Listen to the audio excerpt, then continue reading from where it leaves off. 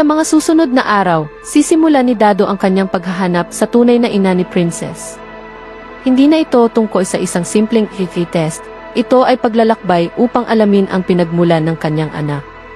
Isa itong laban ng puso at katotohanan. At sa bawat hakbang, makikilala niya ang mga taong may bahid ng kasinungalingan, ng pagtataksil, at ng tunay na pag-ibig. At si Divina, sino ba siya talaga? Isa bang ina na nabaliw sa pagmamahal? O isang babaeng tinakasan ng nakaraan na ngayon ay pilit na nililihim ang kanyang pagkatao? Ang sagot ay nasa kamay ng oras. Ngunit isang bagay ang malinaw kay Dado, hindi na siya titigil hanggang malaman ang buong katotohanan. Dahil si Princess ay hindi lamang isang batang babae sa kanyang buhay, siya ang dahilan kung bakit patuloy siyang lumalaban. At sa mga darating pang gabi, ang istoryang ito ilalalim, liligid sa madidilim na sulok ng nakaraan. Isang kwentong puno ng intriga, pag-ibig at paghahanap ng sarili. Sa ilalim ng malamlam na ilaw ng isang makulimlim na hapon, nagsimula ang isang kwentong punong-puno ng pagtataksil, lihim, at ang walang kapantay na paghahanap ng katotohanan. Isa itong kwento na maaaring ikubli ng panahon, ngunit hindi kailanman maitatago sa mata ng isang pusong sugatan. Ang programang ito ay rated Dave. Striktong patnubay at gabay ng magulang ang kailangan. Maaaring may masiselang tema, lengguwahe, karahasan, sexual, horror o droga na hindi angkop sa mga bata. Sa isang maliit at tahimik na bayan, naninirahan si Mang Dado, isang lalaking tahimik, mapagmasid, at tila ba may matagal ng tinatagong hinanakit. Matagal na siyang nagbabantay, naghihintay ng tamang pagkakataon. Hanggang isang araw, sa katahimikan ng kanyang pag-iisa, nagdesisyon siyang tuklasin ang katotohanang matagal nang kumukurot sa kanyang damdamin. Sa pamamagitan ng isang simpleng plastic tube at isang payak na panyo, isinilid niya ang mga specimen nina Divina at Princess. Isang mabilisang kilos na puno ng pangambang baka may makaalam. Ipinadala niya ito sa isang pribadong ICT testing center na matagal na niyang pinagkakatiwalaan. At tulad ng isang eksena sa pelikula kung saan ang karakter ay dumarating sa punto ng walang balikan, dinala ni Baby, isang batang utusan na walang kamalay-malay sa bigat ng kanyang hawak, ang mga spesimen. Hindi na siya nagtatanong pa. Hindi niya kailangang malaman ang katotohanan. Hindi pa oras. Ngunit sa mata ni Mang Dado, ang oras ay sadyang tumatakbo ng napakabagal habang hinihintay ang resulta. Ilang araw lamang, ngunit sa kanya, tila isang habang buhay. Dumating ang envelope. Manipis ngunit mabigat. Hindi pa man niya ito binubuksan, ramdam na niya ang panginginig ng kanyang kalamnan. Isa itong katotohanang hindi na maaaring baliwalain. Isang katotohanang magpapabago sa lahat. Sa halip na kay Divina, si Princess ang pinili niyang kausapin. Sa mismong bahay nito. Hindi dahil sa tiwala, kundi dahil sa takot. Alam ni Mang Dado na kapag nalaman ni Divina ang ginawa niya, maaari itong sumabog sa galit. At sa kasaysayan ng kanilang pagkakakilala, alam niyang hindi lang salita ang kayang gawin ni Divina. Pagdating niya sa bahay ni Princess, dala niya ang envelope. Tahimik. Mabigat ang bawat hakbang. Sa pagbubukas nito, sabay ang pagbagsak ng isang mundong matagal ng ginagawang kasinungalingan. Hindi sila magkadugo. Hindi anak ni Divina si Princess. Nagpanting ang tainga ni Princess. Sa bawat letra ng ulat na kanyang binasa, parang may mga salitang sumisigaw sa kanya, hindi kanya totoo. Ramdam niya ang sakit. Parang hinahati ng matalim na salamin ang kanyang pagkatao.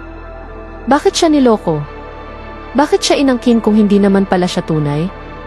Sa gitna ng unos, unti-unting naalala ni Princess ang lahat. Ang paboritismong hindi niya maintindihan.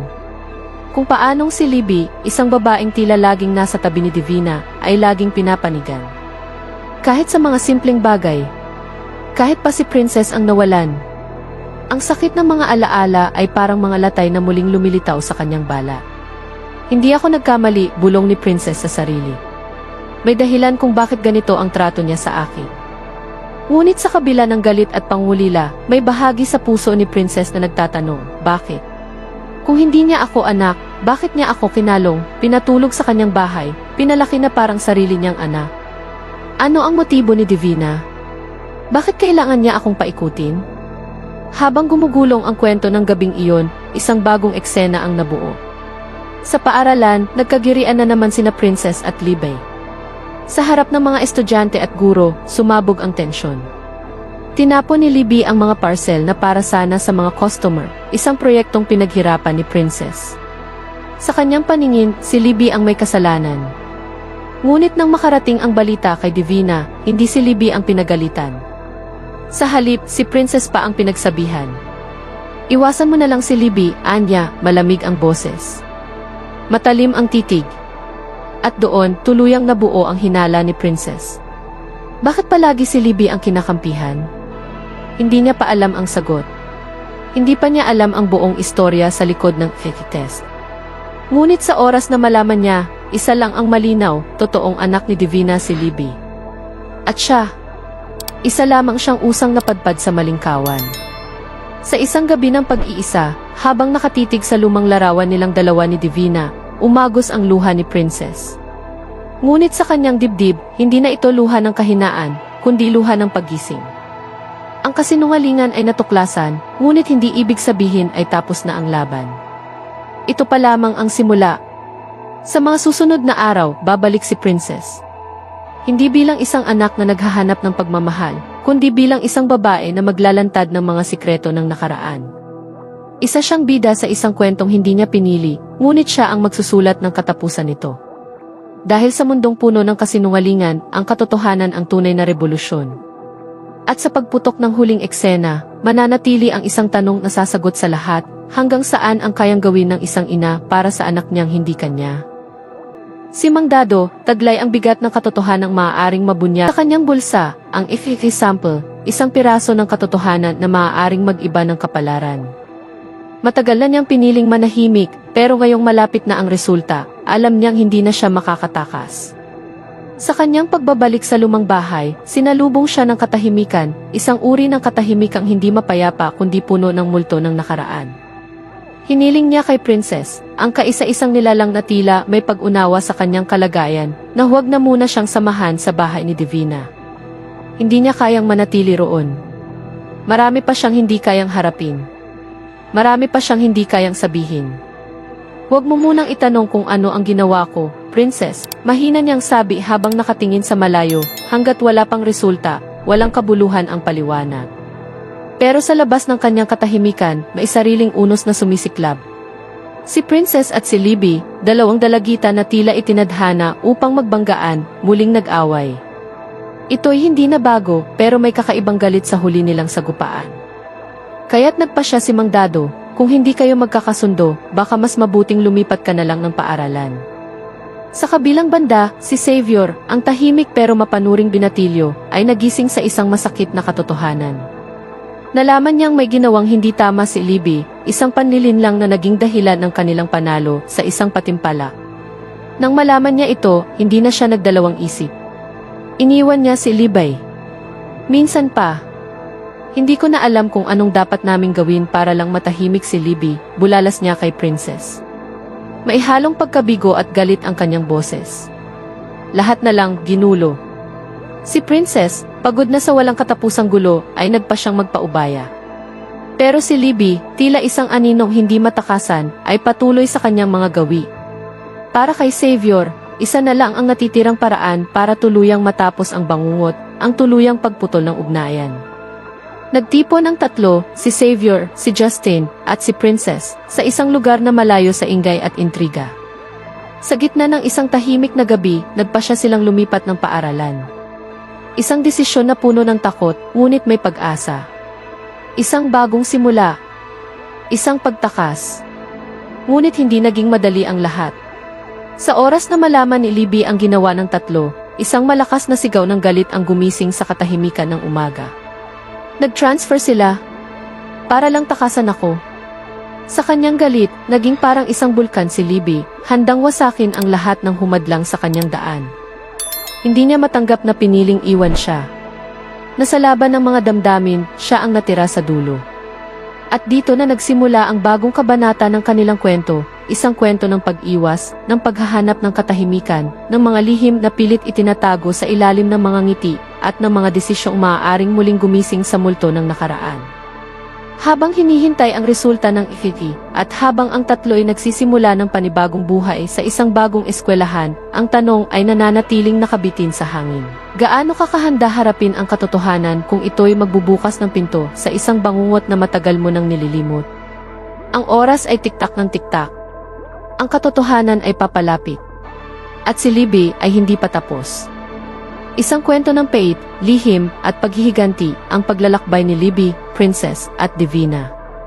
Sa isang malamlam na hapon, tila'y bumalot ang ulap ng dalamhati sa buong paligid habang nakaupo si Libby sa gilid ng kanyang kama, hawak ang isang lumang litrato nilang dalawa ni Xavier, masaya, puno ng pag-asa, at tila walang wakas ang kanilang kwento. Ngunit ang larawan ay isa na lamang alaala. Isang bakas ng nakaraan na hindi na maaaring balikan. Matapos ang masakit na pakikipaghiwalay ni Xavier sa kanya, unti-unting gumuho ang mundo ni Libby. Tulad ng isang eksena sa pelikula, umiiyak siya habang paulit-ulit na iniisip ang mga salitang binitawan ni Xavier, "Hindi na kita mahal."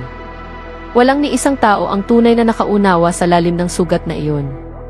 At sa isang iglap, sa kadiliman ng kanyang silid, muli siyang nagtangka sa sariling buhay, isang desperadong hakbang upang maibsan ang kirot, o marahil ay muling makuha ang pansin ng lalaking kanyang minahal ng lubos. Ngunit hindi na siya nakakuha ng simpatya.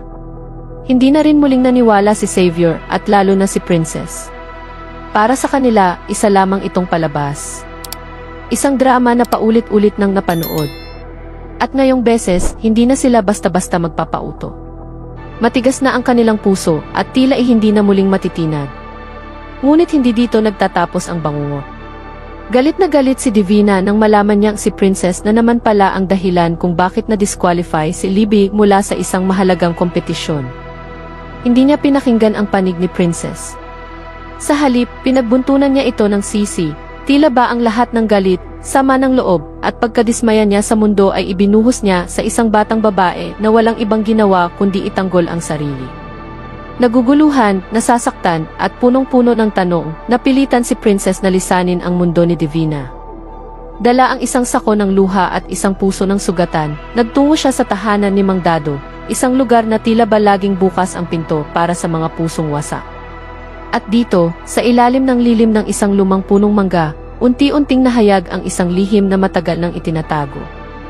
Hindi ikaw ang tunay na anak ni Divina, bulong ni Mang Dado, kasabay ng isang buntong hininga na puno ng kabigatan. Biglang huminto ang mundo ni Princess. Ang mga tanong na matagal na niyang hindi masagot ay isa-isang nagkaroon ng kahulugan. Bakit mas pinapanigan ni Divina si Libby? Bakit tila lagi siyang may pagkiling kahit na si Princess ang tama? Hindi siya ang tunay na anak. At si Libby, lalong lumalim ang hiwaga. May mas malalim pa riyan, bulalas ni Princess habang tumitig sa kawalan. May dahilan si Divina kung bakit ganun siya. At kailangan nating malaman iyon.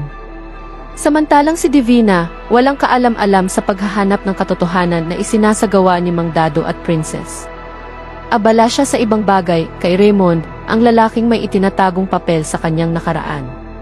Sa oras na iyon, magkasama sila sa korte, tila ba iisang layunin ang kanilang hinahanap. Ngunit ano nga ba ang koneksyon ni Raymond sa lahat ng ito? Ano ang dahilan ng biglaang interes ni Divina sa kanya? Dito nagsimulang kumunot ang mga hibla ng kwento.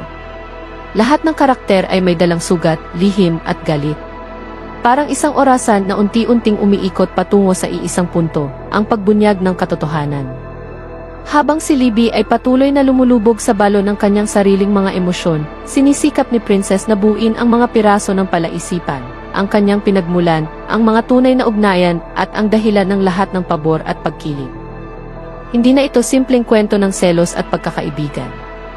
Isa na itong kwento ng pag-angkin sa pagkatao, paghahanap sa pagmamahal, at paglabas ng tunay na kulay ng mga taong matagal nang nagtatago sa likod ng ngiti.